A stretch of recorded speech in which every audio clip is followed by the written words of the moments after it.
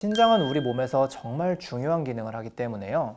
신장이 완전히 고장나 버리게 되면 단 며칠도 생존할 수 없습니다. 신장이 하는 기능을 쉽게 설명드리자면 정수기 필터 같은 거다 이렇게 말씀드릴 수 있어요. 우리가 밥을 먹으면 탄수화물, 단백질, 지방이 몸에 들어오잖아요. 이런 영양소들은 밖으로 배출되면 안 되기 때문에 신장에서 재흡수를 합니다. 반면에 우리가 활동하면서 만들어지는 요산이라던가 요소 같은 노폐물들은 그대로 배출을 해야 돼요. 그래서 한마디로 몸에 필요한 물질들은 다시 재흡수하고 불필요한 물질들은 배출하는 역할을 한다 이렇게 생각을 하시면 되는데요. 하루에 신장이 걸러내는 혈액의 양이 1800리터나 된다고 합니다. 이건 온몸에 있는 피가 하루에 360번이나 콩팥을 통과한다는 뜻이에요. 이렇게 많은 혈액을 걸러내고 있기 때문에 신장 기능이 조금이라도 떨어진다면 몸에서 느끼는 증상은 어마어마합니다. 일단 몸에 노폐물이 쌓이면서 계속 울렁거리고 어지럽고 입맛이 없게 되고요. 또 아무리 자도 졸리고 계속 피곤하게 됩니다. 이런 증상들을 소변에 독이 몸에 쌓인다 해서 요독증이라고 불러요. 그리고 몸이 계속 붓기도 하고 피부가 푸석푸석해지기도 해요. 이렇게 신장이 망가지게 되면 일상생활 속에서 간단한 것부터 안 되게 되는데요. 일단 나트륨이나 칼륨, 인 같은 전해질을 과도하게 섭취할 경우에는 쇼크사가 올 수도 있어요. 그래서 신장 건강이 안 좋아지면 편의점이나 마트에서 파는 가공식품은 앞으로는 못 드신다 이렇게 생각을 하셔야 되고요. 만약에 신장 기능이 더 떨어져서 말기 신장병 상태가 되면요, 기계로 혈액을 걸러주는 혈액 투석을 진행해야 되는데 이게 엄청나게 힘든 겁니다. 보통 일주일에 3번, 한 번에 4시간씩 진행을 하게 되는데요, 한 번이라도 빼먹으면 큰 문제가 생기기 때문에 어디 멀리 여행을 갈 수도 없어요.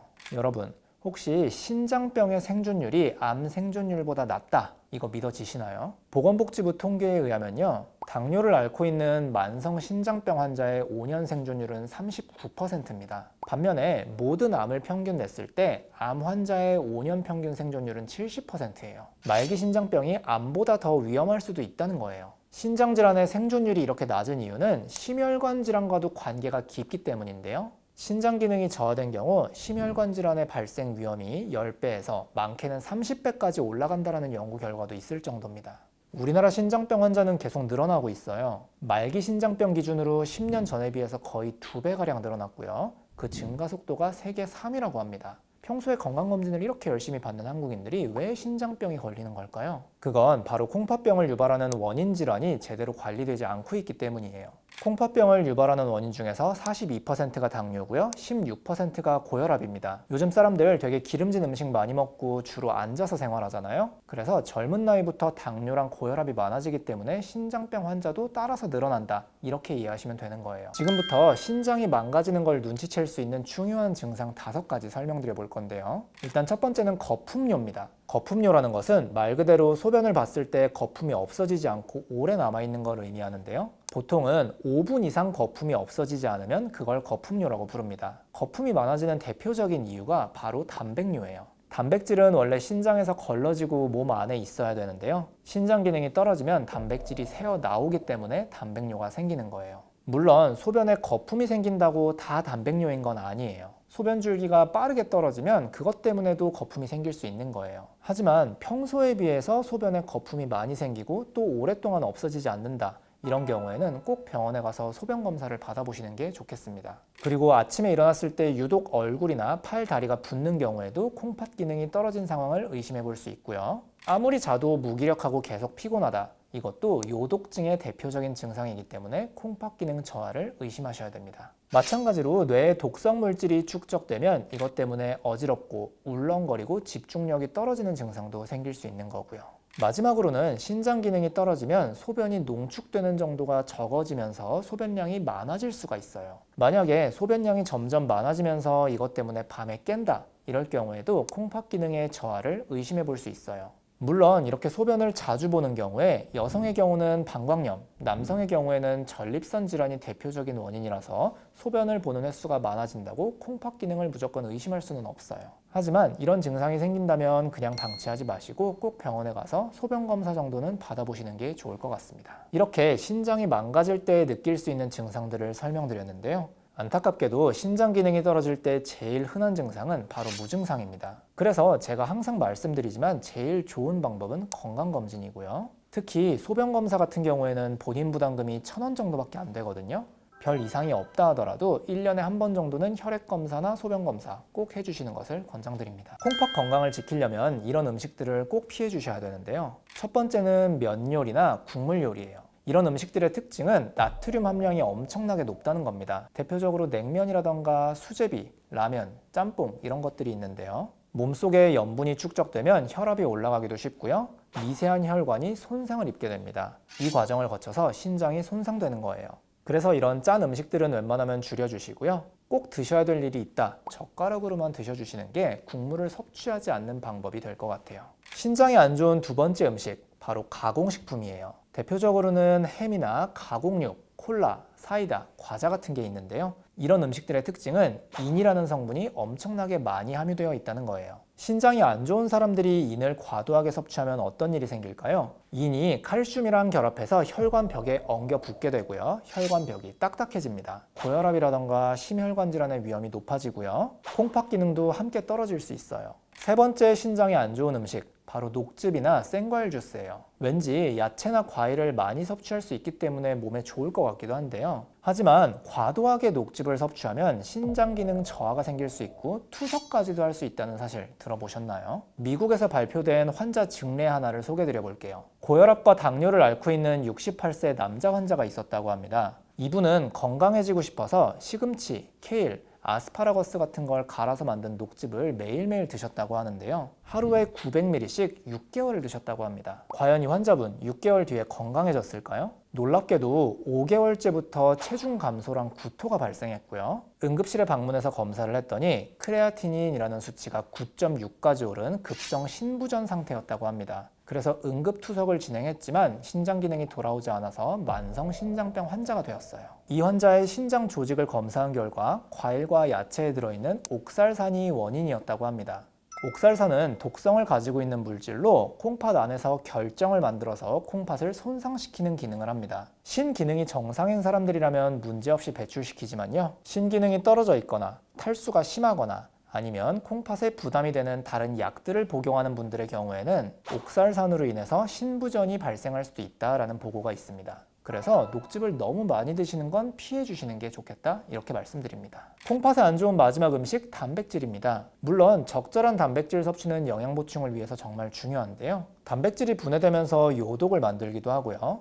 단백질의 분해 산물인 아미노산이나 크레아티닌이 콩팥에 부담을 주기 때문에 너무 과도하게 섭취하면 신장 기능을 떨어뜨릴 수도 있다 이렇게 이해해 주시면 됩니다. 근육을 만들기 위해서 단백질 보충제를 드신다던가 아니면 과도하게 육식 위주의 식사를 하시는 분들은 조금 줄여주시는 게 좋겠다 이렇게 설명드립니다. 그럼 반대로 신장 건강을 유지하는 데 도움이 되는 음식은 있을까요? 첫 번째는 마늘이에요. 마늘에 들어있는 알리신이라는 성분이 중요한데요. 알리신은 강력한 항염증 작용 그리고 항산화 작용을 합니다. 그래서 신장에 있는 미세한 혈관들에 데미지가 축적되지 않도록 막아주는 효과가 있어요. 알리신의 효과에 대해서 진행된 동물 실험이 있는데요. 만성 신부전이 있는 생쥐에게 로살탄이라는 약과 알리신이라는 약을 투여해서 그 효과를 비교했습니다. 그 결과 알리신이 로살탄이라는 약과 거의 비슷한 정도로 만성 신부전의 진행을 억제하는 효과가 있더라 이런 게 입증됐습니다. 그러니까 아침에 마늘 한 쪽씩 드시면 신장 건강을 지킬 수 있다는 이야기,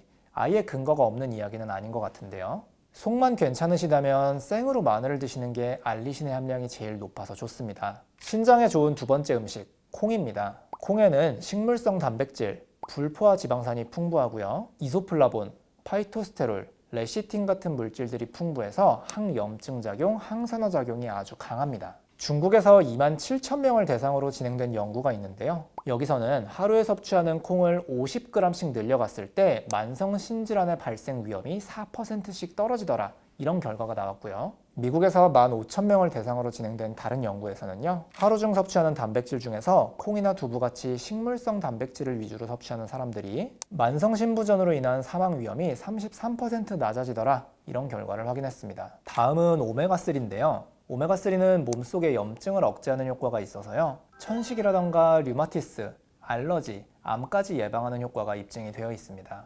그리고 오메가3는 신장 건강을 지키는 기능도 가지고 있는데요. 우리나라 카톨릭 관동대에서 86,000명을 대상으로 한 연구가 있습니다. 이 연구에서는 오메가3를 꾸준히 섭취한 사람들의 경우 만성 신질환의 발생 위험을 29%나 낮출 수 있다고 했습니다. 그리고 다른 연구에서는 12개국의 25,000명의 사람들을 대상으로 메타 분석을 진행했는데요. 해산물에서 추출한 오메가3를 꾸준히 섭취하는 경우에 만성 신질환의 위험을 감소시키고 신장 기능의 저하도 억제하더라, 이런 결과를 냈어요. 그런데 콩팥은 이렇게 한 가지 음식만 먹으면 무조건 안 좋아요. 그래서 제가 드리고 싶은 말씀은 콩팥의 나쁜 음식은 피해 주시고 나머지 음식은 골고루 드셔라.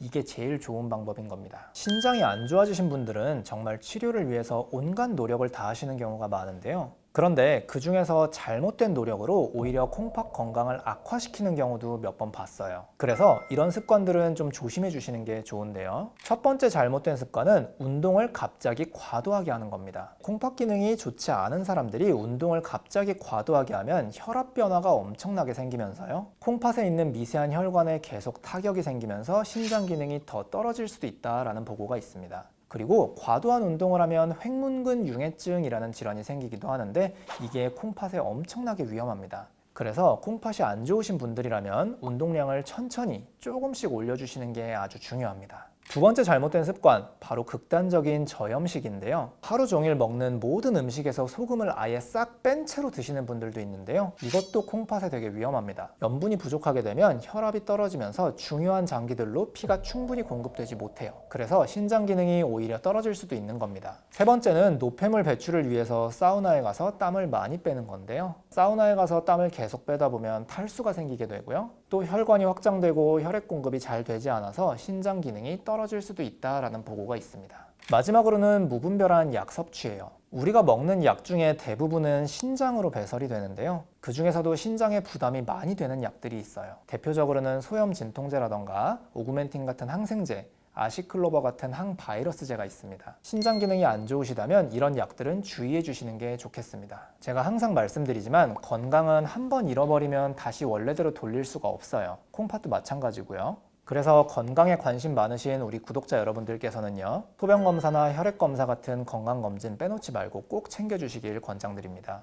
근데 이게 이제는 일상생활에 많이 있습니다. 왜냐면 진단을 받는 순간 우리 인간은 거기에 딱 갇혀요. 마라톤이 그 42.19km를 절대 2시간 안에 돌파를 못할 거다. 그게 이제 모든 학계 인간의 신체 능력으로는 안 된다. 근데 2026년 4월 영국 마라톤에서 무려 3명이 세계 마라톤 신기록을 갈아치웁니다. 기존의 기록에서. 결국에는 그 한계를 뛰어넘는 게 우리 인간의 가진 자연 치유력이다. 이 자연 치유력이 어디에 또 있냐? 당연히 간과 콩팥에도 있는데 현대의학에서 원래 간은 회복이 안 된다 그랬어요. 웬걸? 근데 이게 간 이식을 해보니까 간이 잘하는 게 확인된 거예요. 그러니까 이 현대의학은 계속 바뀝니다. 과학은 원래 정설을 하나 세우면 거기에 추론을 하고 또 유추해서 반박을 하고 가설을 세워서 계속 해나가는 과정이거든요. 그래서 콩팥도요, 제 예방원 임상 경험 중에도 많지만 콩팥이 한쪽이 이미 망가졌죠. 진단을 받았어요. 병원에서는 칼륨이 높은 채소들은 주의해야 됩니다. 이런 게 딸려와요. 그거에 대한 명확한 건 없어요. 기존은 그냥 칼륨이 옥살살염을 많이 만들 거라는 유추예요. 근데 그분 못 먹고 지내다가 채소 과일식 마음껏 하시면서 기능이 살아났습니다. 병원에서는 주의하세요 할 수 있죠. 그건 해야 된다고 봐요. 왜? 책임을 못 지니까 경고는 해주겠죠. 하지만 콩팥 기능을 다시 되살려 줄 수 있는 거는 채소 과일밖에 없다. 왜? 어떠한 약으로도 안 된다는 거 확인이 됐거든요. 그래서 이게 이미 전 세계의 석학들이나 비영리 단체들의 기부를 받아서 꾸준히 20-30년 동안 연구한 논문들은 너무나 많아요. 아, 간과 콩팥도 회복을 하는구나. 그런데 어떠한 약물도 싫어하고 시간이 걸리더라도 채소 과일들, 특히나 즙이나 스무디나 이렇게 효과적으로 먹을 수 있는 방법들이 분명히 더욱 효과가 크구나. 제 진짜 임상 사례들은 잘 말씀 안 드리는데 혈액 투석을 하고 수혈까지 받으신 분이었어요. 근데 그걸 언제부터 하셨냐? 40대부터 하셨어요. 저한테 오신 게 그분이 60세, 5년 동안 이걸 해왔는데 내가 환갑을 맞이해보니까 앞으로 이걸 10년을 또 더 해야 되다가 죽는다 생각하니까 너무나 두렵다. 근데 그분도 자연치유에 대해서 공부 어느 정도 하셨고 이쪽으로 상담할 분이 필요하셨던 거죠. 제가 그분에게 처방을 한다거나 진단을 할 수 있는 건 아니기 때문에 그러면 주치의와 상의해서 저는 그분께 CCA 주스, KCA 주스를 소량부터 200ml부터 시작해서 몇 달에 걸쳐서 조금씩 늘렸습니다. 3개월, 6개월 다른 건 다 그대로 하셔도 좋다. 그러면서 주치의와 상의해서 수혈을 안 하기 시작했어요. 그리고 1년에 걸쳐서 혈액 투석의 기간을 점점 더 늘렸어요. 그와 함께 CCA 주스, KCA 주스, 까주스, 깨주스 양도 하루에 500ml 늘렸습니다. 2년차 때. 그리고 3년차 때 1리터로 먹으면서 그분이 드디어 혈액투석을 안 하게 됐어요. 그분 그래서 70세에 저한테 감사하다고, 삶이 너무나 달라졌다고. 근데 이 얘기를 드린 거는 포기하지 마시라는 거예요. 병원에서 수술 받지 말란 얘기도 아닙니다. 왜냐면 간 이식도 하고 심장 이식도 하고 그런 새 생명을 살리는 외과적인 수술도 필요하나 만성질환 대표적인 신장투석을 그거 방법밖에 없다라고 생각하신 분들, 재생성 빈혈에는 수혈을 평생 해야 된다라고 아시는 분들이지만 천만에요. 림프액, 체액, 진액을 대체해줄 가장 최적의 진액 그 수혈과 버금가는 건 채소 과일을 착즙을 해서 먹는 거예요. 그렇기 때문에 이게 뭐 사기꾼이다, 뭐 말도 안 된다, 과학자 근거가 어딨냐? 반대로 생각해 보세요. 착즙 먹으면 안 된다는 과학자 근거 없습니다. 대려 식품 영양학이나 영양학 박사나 많은 연구들이 채소 과일을 원물로 먹은 것보다 주스 형태로 100% 무첨가 주스 형태로 먹었을 때 훨씬 더 우리 몸에 흡수율이 높기 때문에. 근데 주스가 무슨 효과가 없다? 무슨 근거로 그런 얘기를 하죠? 100% 무첨가 주스로 실험하면요 모든 지표가 향상됩니다. 칼륨이 들어가야 콩팥이 제 역할을 하고 심장이 역할을 하지, 결국엔 칼륨이 아무리 영양제로 먹어봤자 망가져서 결국엔 대부분 콩팥이 안 좋으신 분들이 최종 병명은 심부전으로 죽어요. 심장질환으로 와서 심장마비나 아니면 폐혈증으로. 왜? 또 이제 혈액순환이 안 되니까 폐렴으로 가든지. 왜? 항생제를 계속 쓰니까. 얼마나 끔찍한 경우가 많습니까? 그러니까 병원비는 병원비대로 다 쓰고. 그러니까 저는 한번 해봐라, 이거는 손해볼 게 하나도 없다. 그래서 담당 주치의와 상의해 보시면서 24시간 혈당 측정기 해보세요. 주스 안 올라요. 처음 정말 접하신 분들은 30에서 50 정도 오르는데요. 칼국수, 제육덮밥, 갈비탕, 여러분이 지금 드셨을 모든 거, 피자, 보통 혈당이 60에서 80 오릅니다. 쌀밥만 먹어도. 근데 그런 음식들은 다 놔두고 왜 유독 채소과일 주스에 대해서 공격이 이렇게 심할까요? 생각을 해보셔야 돼요. 1900년대부터 이미 서양의 의사들, 과학자들이 현대의학으로는 한계가 있네, 약물 부작용이 심하네 해서 녹즙기를 최초로 발견하신 분이 노만호커 박사라는, 의사들의 의사라고 불리는 그분도 본인의 암을 치료하기 위해서 녹즙기를 개발을 직접 하고 100세 넘어서 돌아가셨어요. 그러니까 이미 일상 사례는 너무나 많다.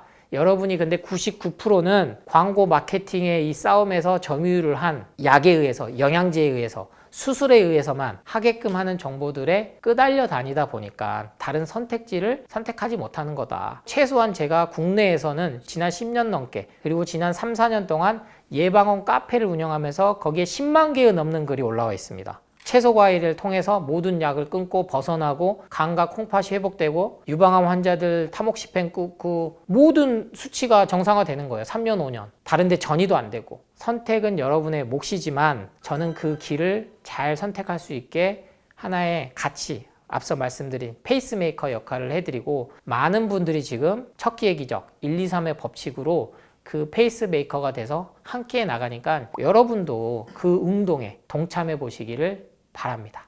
콩팥을 살리는 CCA 주스, KCA 주스 5가지 재료만 기억하시면 됩니다. CCA 주스는 당근, 양배추, 사과, 그리고 KCA 주스도 역시 공통적으로 사과가 들어가고요. 이 5가지 재료는요 이미 세계 10대 슈퍼푸드에 다 들어가 있고 면역, 항암 모든 물질들의 끝판왕이다. 단 이 5가지 한 번에 드시면 실은 맛이 이상해져요.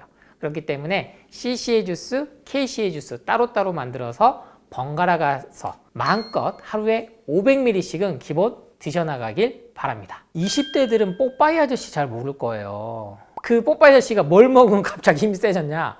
시금치를 먹으면 세졌어요. 이 시금치는 대표적인 정말 몸에 좋다라는 채소의 선두주자였는데 갑자기 뚝 떨어지기 시작합니다. 뭐? 칼륨이 많고 옥살산염을 갖고 온다. 그러니까 신장 콩팥 결석을 갖고 온다. 이 옥살산염은 기전이 참 복잡하긴 해요. 그래서 우리 몸에서 생기는 부산물로 생각하시면 되는데 이게 잘 배출이 되면 아무 이상이 없습니다. 근데 이 건강정보에서 안 주는 게 이게 있어요. 콜라겐이나 비타민 C를 먹을 때도 이 옥살산염이 생겨서 결석으로 갑니다. 그래서 비타민C 메가도스의 가장 큰 단점이 이 신장결석을 갖고 온다는 게 확인된 거예요. 근데 어떤 건강 전문가들도 이 비타민C 영양제를 이런 식으로 주의하라고 말 잘 안 해요. 왜? 팔아야 되니까. 채소, 과일 먹지 말라고 한 거 이상으로 비타민C 영양제, 콜라겐 영양제 먹으라고 하면 안 되거든요. 근데 파는 입장에서는 그렇게 안 되니까 공포 마케팅을 채소, 과일에 국한시키는 거죠. 근데 이거와 같은 맥락의 가장 오류가 바로 땅콩 알러지입니다, 여러분. 1990년대 들어서면서부터 그냥 또 가설을 세운 거예요.